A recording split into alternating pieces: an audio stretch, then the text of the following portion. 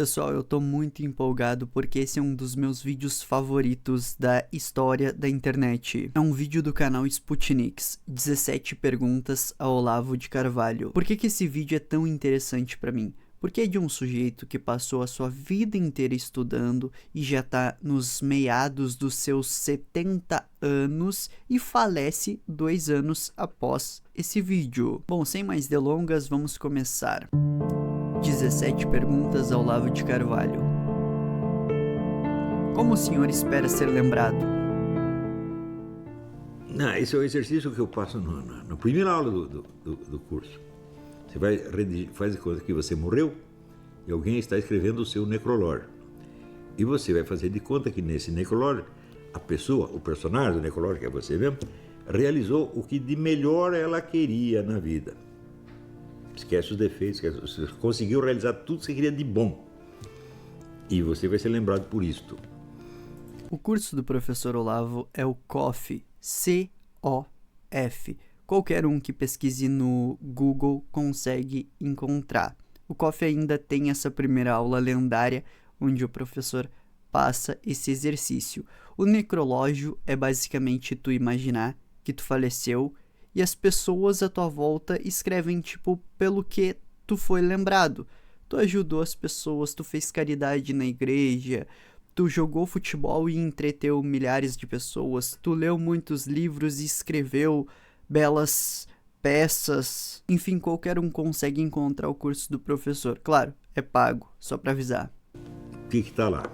Não, eu quero ser lembrado exatamente pelo que eu fiz. Eu eduquei uma pá de gente, essa pá de gente está educando o Brasil. Eu acho muito interessante que a mídia às vezes coloca assim o Olavo como um lunático que morreu, tipo, extremamente triste e decepcionado com a vida, quando é o justo oposto. Ele morreu extremamente realizado, extremamente feliz, dentro das possibilidades do que ele poderia fazer para ajudar a nossa nação. Ele fez tudo aquilo que ele se propôs a fazer. Ele colocou metas que eram, para mim, absurdamente gigantescas. Eu não conseguiria me equiparar a ele, que no entanto, para ele, dentro da sua capacidade, eram metas até que humildes. E ele morre como um senhor, tipo, realizado mesmo. Tipo, isso é claro, isso é nítido. Qualquer um que acompanhou este senhor por algum tempo sabe do que eu tô falando. É isso que eu queria fazer, pô. Deu certo. Eu estou felicíssimo. Me considero um homem realizado. Ainda tenho coisa para fazer, claro. Muita coisa para fazer. Ser embaixador não é uma delas, mas se quiserem, eu até aceito. Mas o que eu tenho que fazer mesmo é pegar todo o meu curso e transformar em livros, publicar sob formato de livro, que fica mais fácil para as gerações seguintes. Isso é muito interessante. Ele era um cara com ausência de ambição por poder. Se ele quisesse ter o Ministério da Educação, teria, isso pode ter certeza. Mas ele preferiu dar continuidade na obra dele, no trabalho da vida dele. Isso é interessante demais, entendeu? Quantas pessoas não morreriam por um carguinho minúsculo e um poder minúsculo? E o Olavo já abdicando, dizendo, não quero, não me convidem para isso, não vou aceitar. Sei lá, são 440 aulas, se desse para comprimir isso, digamos, em 30 ou 40 volumes, seria bom. Na verdade, precisa mais. Mas eu estou procurando redatores para me ajudar nisso, porque eu não vou aguentar fazer sozinho. Então, eu ainda tenho serviço para fazer pelos próximos 10 anos. Depois eu posso ter o direito de ficar gaga quando eu quiser. Então, é isso aí. E eu quero ser lembrado exatamente por aquilo que eu fui. Agora, você diz, ele foi ideólogo da direita. Vai merda, pô, qual é? Ideólogo é a mãe, e direita também. A ideóloga é direita, é a mãe e direita é o cu da mãe. O Olavo sempre com suas palavras sábias. As pessoas sempre tentavam colocar ele numa caixinha. Não, ele é isso aqui. Ai, ele é gnóstico. Ai, ele é de direita. Ai, ele é de extrema direita. Ai, ele é teocrata. Ai, ele é isso, ele é aquilo. É um sujeito complexíssimo, extremamente difícil de catalogar. Hora ou outra ele defende um ponto de vista, hora ou outra ele defende o oposto daquilo, porque era um sujeito de uma mente muito lógica e aberto a mudanças, então é extremamente difícil catalogar. O que a gente sabe com 100% de certeza? O Olavo não era comunista e não era libertário. Então, tipo, extrema esquerda, extrema direita não se encaixa nele. Não era teocrata, porque no Jardim das Aflições ele mesmo fala o quanto uma teocracia pode ser tirânica, etc. Então, é muito difícil colocar ele em uma caixinha. O que assusta o Olavo de Carvalho? Esses são um bando de cagões, porra. Eu sou de uma outra época, né? Na minha época, os jovens não eram assim. As pessoas, infelizmente, não entendem os ciclos intergeracionais. Elas são incapazes, às vezes, até de entender os relatos históricos. Eles tentam analisar tudo da perspectiva cultural momentânea.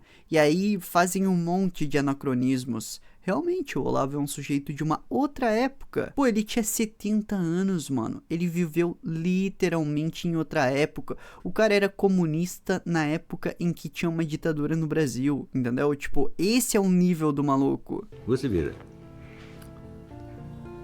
quando teve o golpe de 64, a gente estava na esquerda, nós éramos estudantes secundaristas na esquerda. Então, um amigo meu chamado Otto. Aqui eu vou abrir um parêntese. O sujeito mais inteligente do PT, o Zé Dirceu, já morou com o Olavo de Carvalho, isso na juventude. Isso é muito doido. O estrategista por trás do PT, que basicamente fez os planos para que Lula tomasse o poder, etc., já morou com este senhorzinho aqui. Isso é doido demais de pensar. O mundo dá umas voltas muito loucas mesmo. Ele pensou assim, pô, esses caras vão invadir a União Brasileira de Estudantes Secundários, tem lá a ficha de todo mundo, eles vão prender um bocado de gente. O que eu vou fazer? Vou lá pular o muro e sumir com o arquivo. E ele fez isso. O prédio cercado pela polícia. Ele foi por trás, pulou, tirou um saco de ficha, queimou tudo. Mais tarde, temos contraparentes nossos que foram presos por causa da guerrilha. Então, a mulher do homem lá chegou para mim e falou, e agora tem um monte de arma escondida lá no quintal, os caras vão pegar, papapá, daí vai dar um puta de um bode. Para quem sobrou ir lá buscar as armas, eu pular o muro, desenterrar as armas, sumir com aquilo. A gente fazia isso normalmente, você está entendendo? Nós não éramos cagões, não éramos covardes como essa juventude de hoje. E tem medo de tudo. Agora, se você ajunta 10 mil covardes, eles ficam perigosos, evidentemente, né?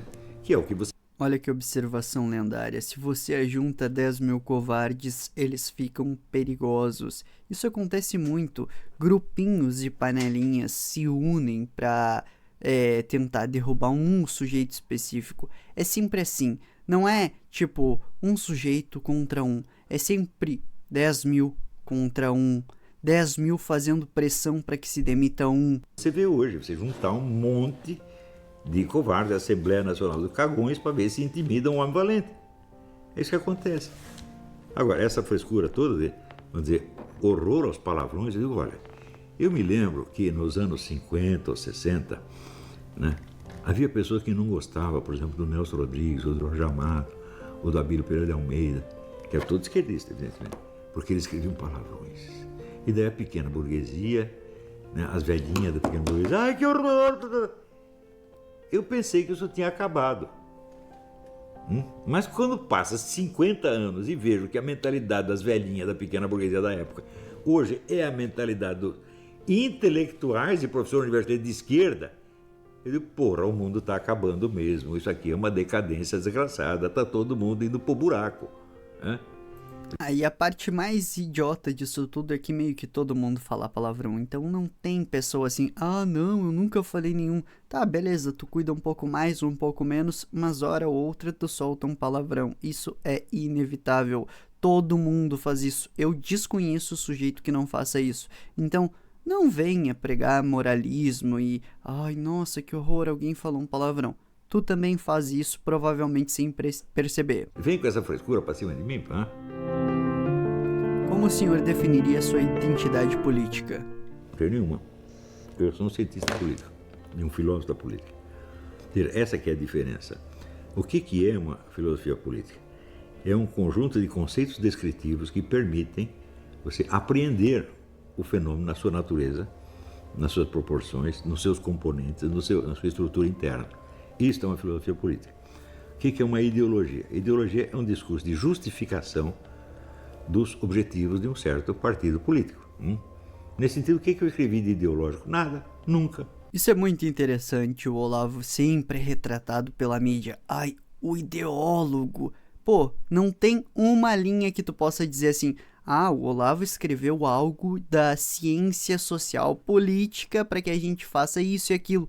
Não tem, mano. Pode me enviar se tu encontrar, mas não tem. Eu já li quase tudo que o professor Olavo escreveu. Ele era um analista. Ele analisava e dizia, olha, mediante o que aconteceu aqui, vai acontecer isso, aquilo e aquilo outro. Mediante o que não fizeram lá, vai acontecer isso, isso e isso. Não existe uma linha do pensamento do Olavo que seja, tipo, social político, dando a entender que a gente vai criar uma revolução, que a gente vai fazer isso, aquilo. Nada, nada, esquece. Agora, os caras gostam de usar a palavra ideólogo, por quê? Porque é pejorativo no entender deles.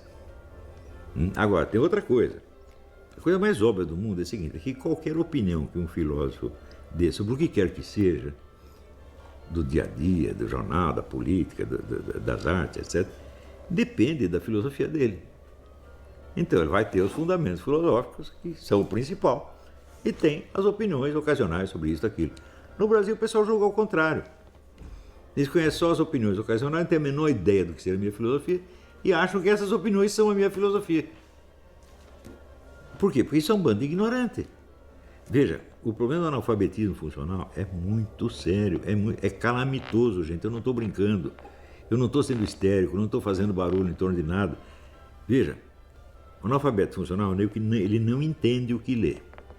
Então, se ele não entende, ele pode atribuir àquilo o sentido que ele deseja. Esse é um problema terrível do Brasil em grande escala, em uma escala pandêmica. Sujeitos que não conseguem entender um texto básico. E a parte mais louca de tudo é que os sujeitos que não entendem um texto básico são os que mais são arrogantes e tentam opinar, tentam dizer o que eles pensam. Me parece ainda que quanto menor o QI e mais chula a percepção, mais o sujeito vai querer opinar a todo custo. Esses dias eu vi um sujeito dizendo que a Globo dava prioridade pro catolicismo e divulgava tanto o catolicismo. Bom, me cite uma única vez que isso foi feita.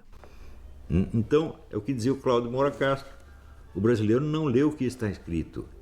Ele lê o que ele imagina que o escritor, no fundo, quis dizer. Então, faz interpretação até psicanalítica, né?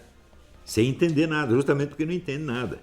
Ora, segundo várias pesquisas, as universidades estão despejando no mercado anualmente 50% de formandos analfabetos funcionais. Pessoal, é algo em torno de 40 a 50% de analfabetos funcionais.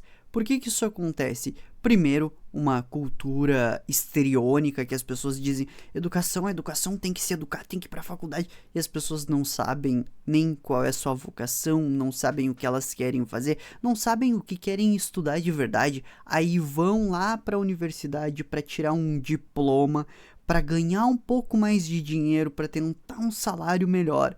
E isso é uma aberração. O único tipo de educação que existe é a autodidata. Tu tem que estudar porque tu gosta de estudar. Tu tem que saber o que tu quer estudar. A tua mente é naturalmente curiosa. Tu só tem preguiça de estudar. E aí as pessoas de fora te colocam uma pressão. Não, tu tem que ir fazer direito, tu tem que fazer medicina, tu tem que fazer engenharia para ganhar mais e só ganhar mais que importa. Não, quando a gente tá falando de educação, ficar mais sábio, ficar mais inteligente é o que verdadeiramente importa. E digo mais ainda, qualquer um que queira estudar de verdade, o YouTube tem conteúdo infinito. Tu pode aprender aqui no YouTube como criar uma capivara, como instalar uma placa de vídeo no teu computador, como formatá-lo.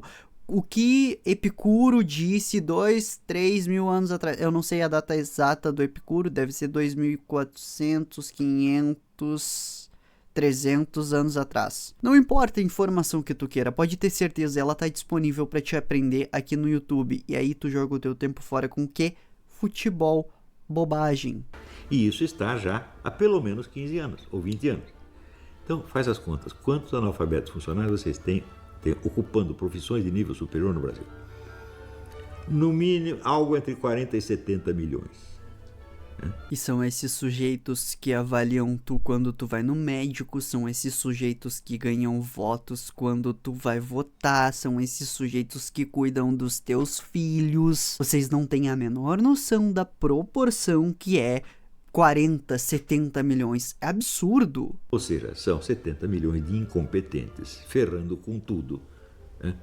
Porque no Brasil ainda tem essa ideia de que a educação é um direito do estudante. Mas ela não é um direito do estudante.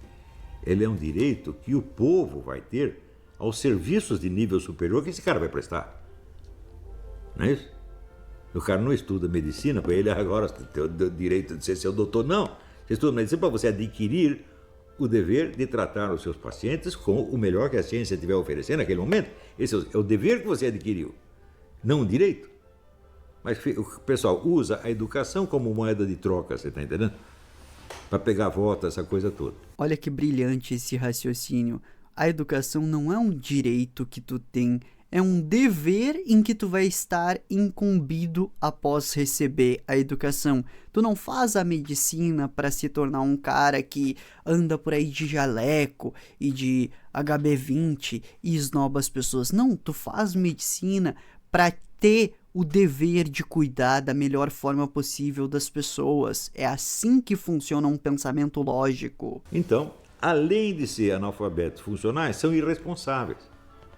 E não têm nenhuma consciência culpada. Agora, onde estão esses 70 milhões? São todos doutores. Então, são juízes de direito, são advogados, são médicos, são deputados, são senadores, são ministros de Estado. O que nós vamos fazer com essa gente, porra?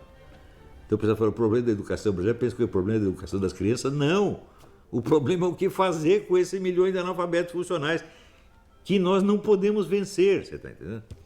Eles inventaram, assim, impuseram a inépcia obrigatória.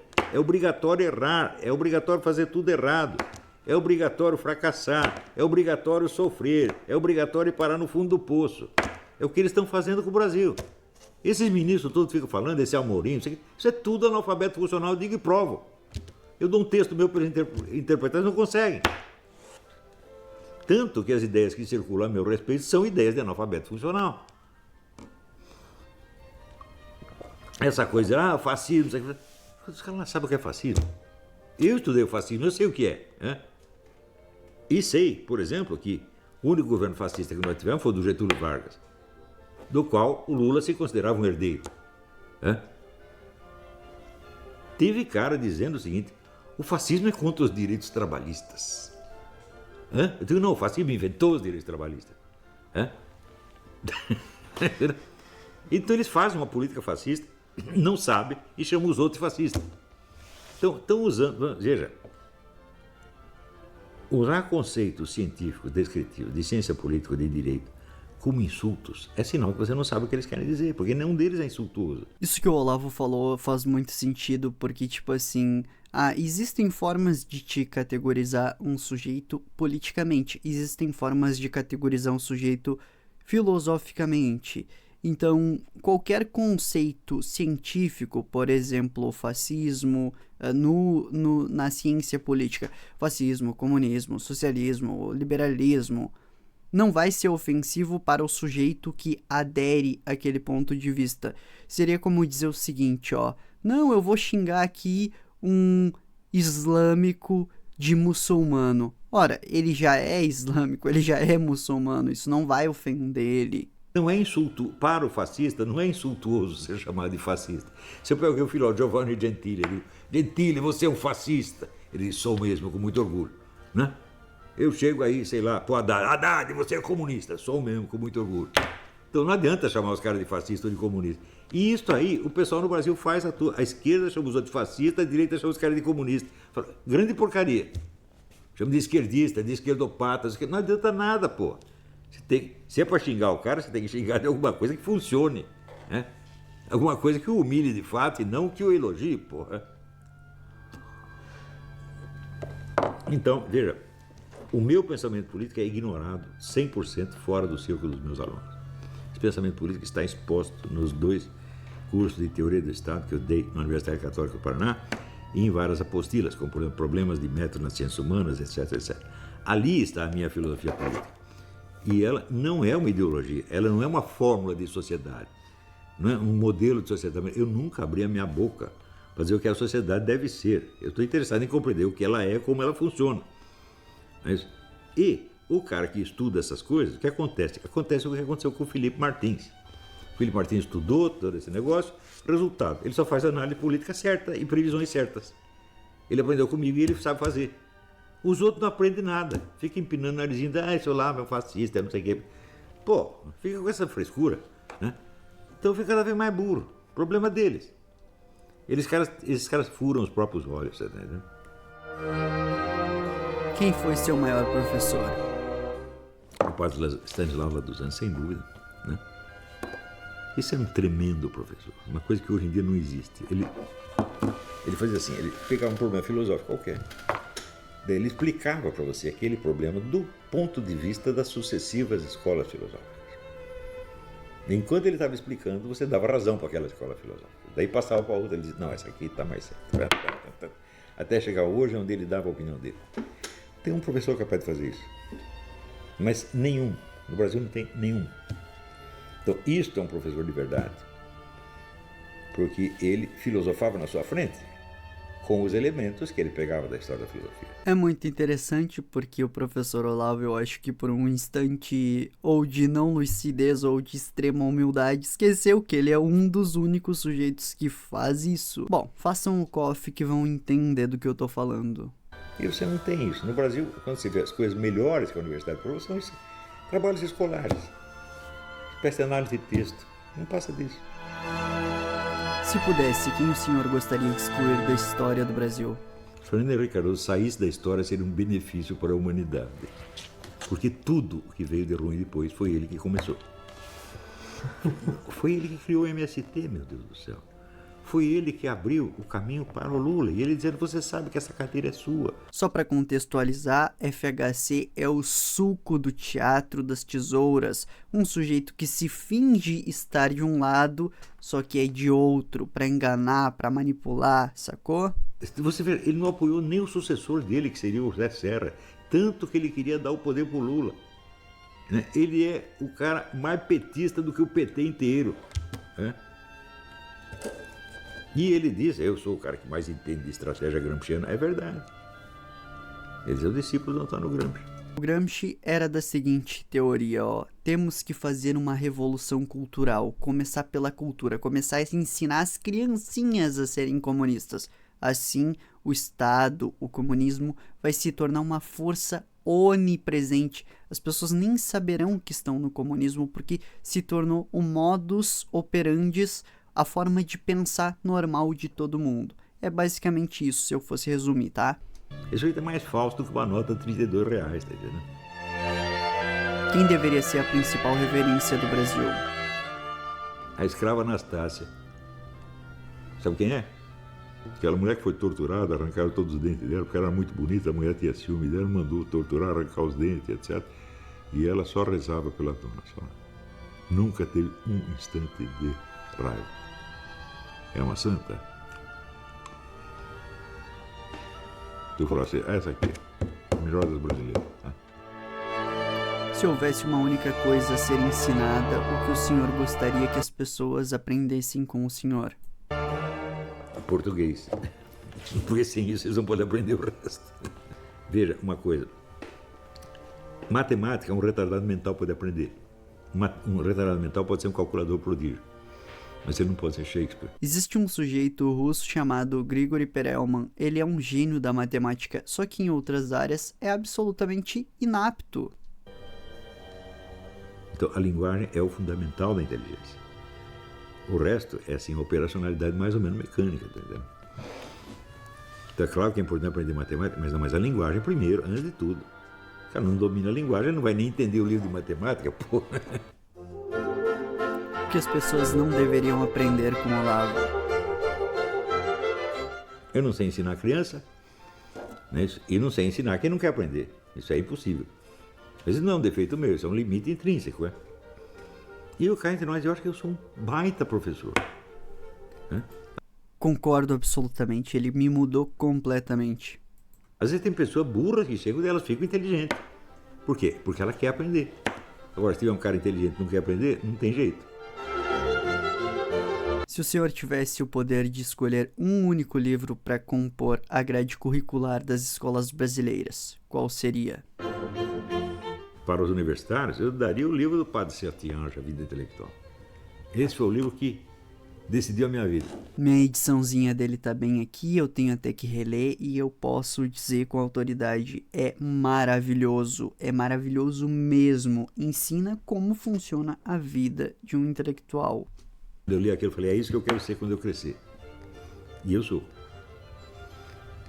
Eu estou fazendo o que o Padre Sertiange mandou fazer.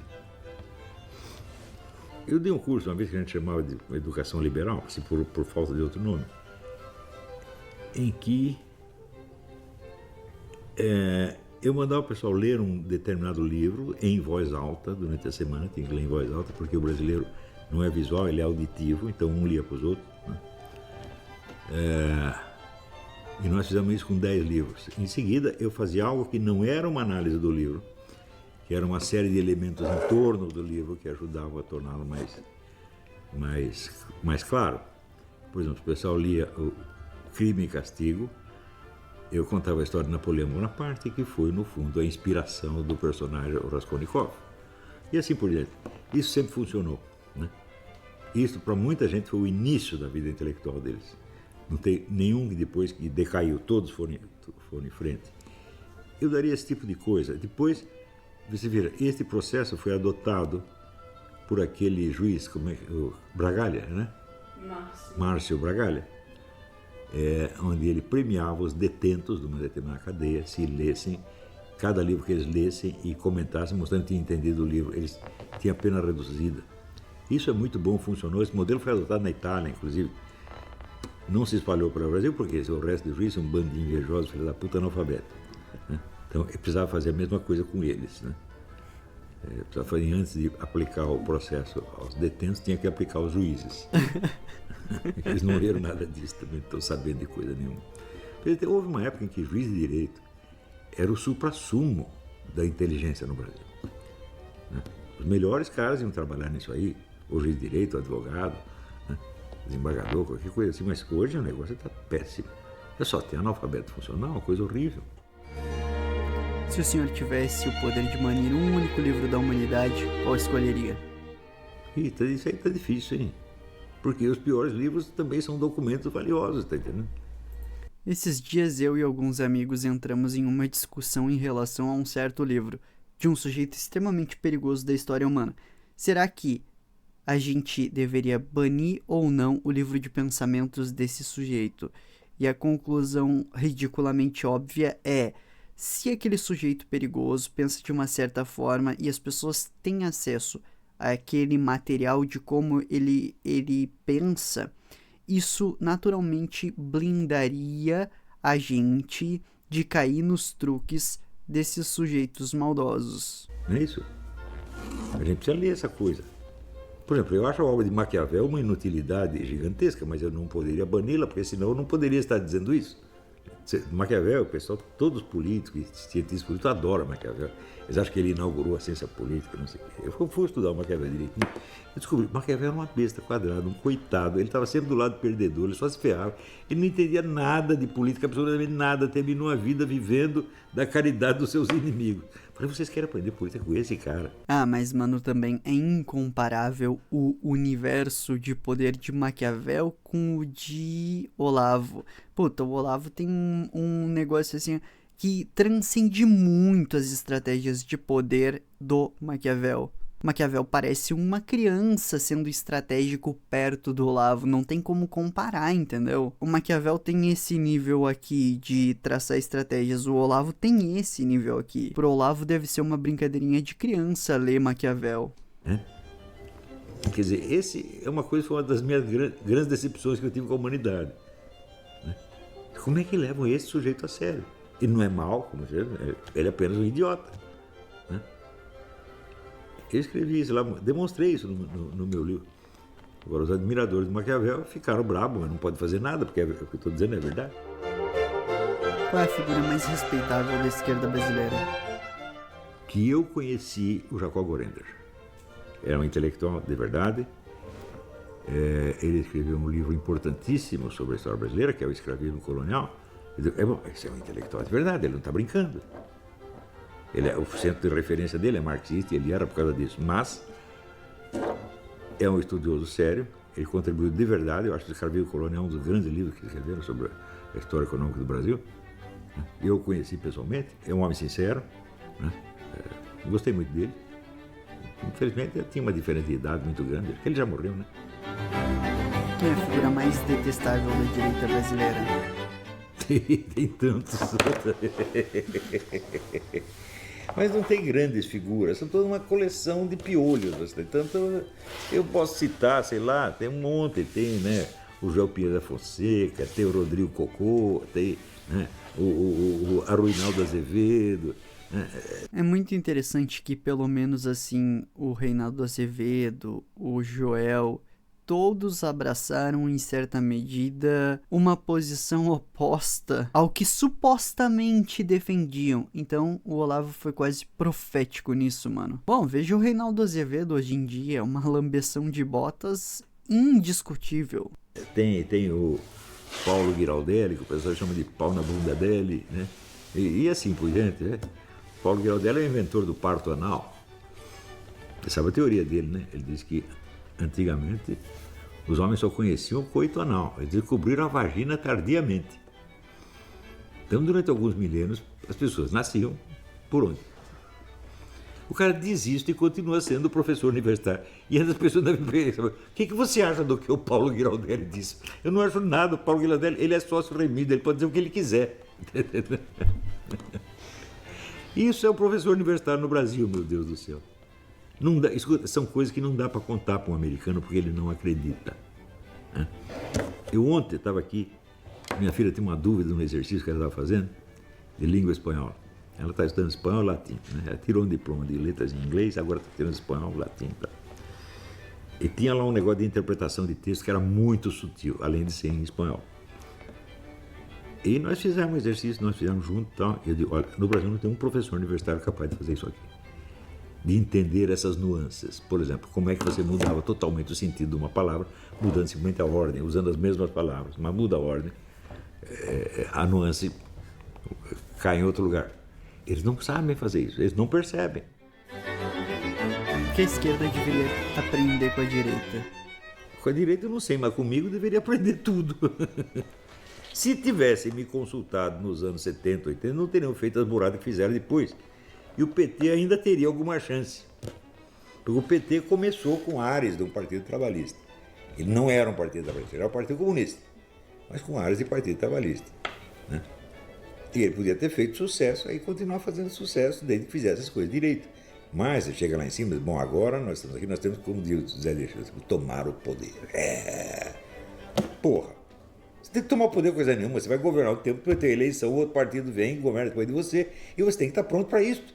Eles não... E esse é o cara que é chamado de antidemocrático, fascista, dizendo claramente que deve pegar o poder por um tempo, governar, vem outro partido e governa. Nunca se prepararam para isso, eles prepararam para chegar lá e ficar para sempre.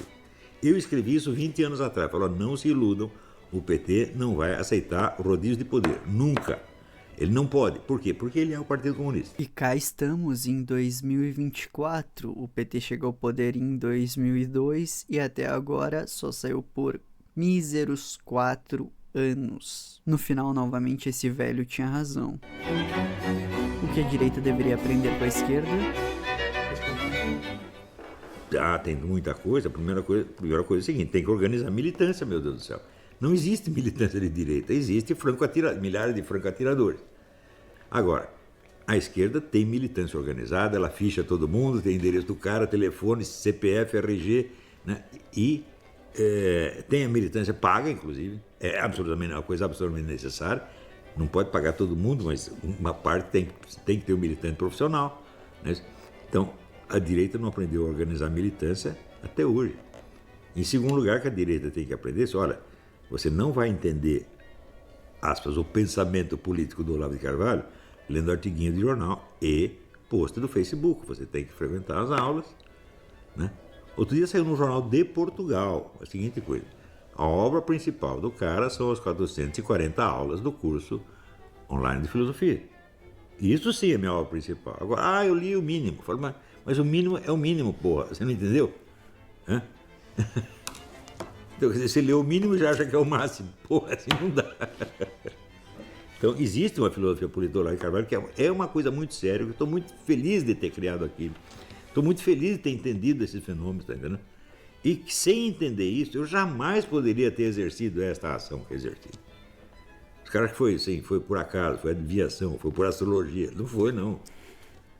Eu sei como as coisas na sociedade brasileira funcionam, entendo a sociedade brasileira.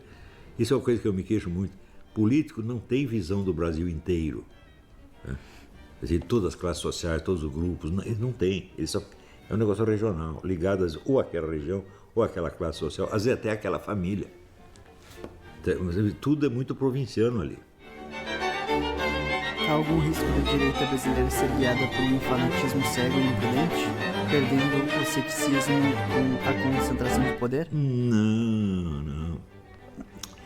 A direita brasileira já escolheu o Bolsonaro, que é um homem muito equilibrado, muito sensato, um homem bom de coração. Não é nada do que os caras estão falando, mas absolutamente nada. Tá certo? Mas não, ele fez apologia da tortura. O que eu vi foi ele defender um acusado de tortura, isso sim. Que o cara era amigo dele e tem direito de defender. Você está dizendo que ele foi torturador, eu digo que não foi. Agora, você defender o sujeito de uma acusação de crime é fazer apologia do mesmo crime? Né? Se o crime fosse bom, não precisaria defender o Ustra, meu Deus do céu. Né? Então, eu acho que a direita brasileira não é propensa, embora haja pessoas radicais no meio, mas são tão poucas, tão fracas. Né? Esses caras que querem... Faz bravata, na verdade, né? Não, eu vou pegar os comuns, na batenta no mundo, e não vai fazer nada, são coitados. E esse é o cara que sempre é dito como grande extremista. O que dizer àqueles que afirmam que Olavo é o maior intelectual vivo brasileiro hoje? Meu Deus, eu li tudo errado. Eu digo, não tem outro intelectual, eu sou o único. Qual é a vantagem de ser o maior se não há concorrentes? Não é nada, estou apenas fazendo a minha obrigação. O que dizer para quem diz que Olavo não passa de um velho conspiracionista? Mas tomar no cu. O que eu responder uma estupidez dessa? Poucas ideias.